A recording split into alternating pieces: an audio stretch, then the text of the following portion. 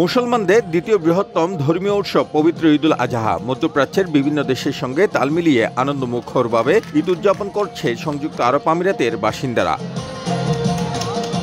ঈদের জামাত শেষে পশু কোরবানির পাশাপাশি বিভিন্ন ধরনের বিনোদনে সময় পার করছেন প্রবাসী বাংলাদেশিরাও এই আনন্দ উৎসব থেকে পিছিয়ে নেই। পরিবার পরিজনের সঙ্গে ভার্চুয়ালি যোগাযোগ শেষে নিজেদের মতো করে উদযাপন করছেন ঈদ। পরিবার পরিজন ছাড়া ঈদের যে পরিপূর্ণ আনন্দ সেটি হয়তো অনেকের ক্ষেত্রে উপভোগ করা সম্ভব হয় না। অনেক বেশি আনন্দিত এই ঈদ পুণ্যমিলনীতে বাংলাদেশের মানুষদের নিয়ে দুবাইয়ের মাটিতে ঈদ উদযাপন করতে পেরে পরিবার হিসাবে সবাই সাথে একসাথে মিলিত হতে পেরেছেন, এটাই আমাদের কাছে বেশি আনন্দ।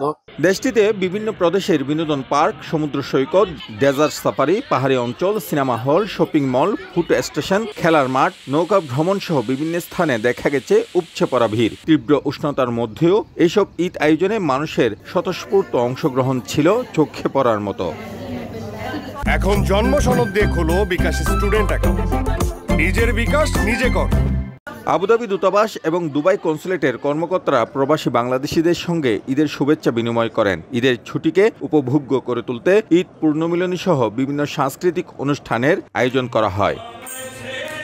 শিবলাল সাদিক, সময় সংবাদ, সংযুক্ত আরব আমিরাত।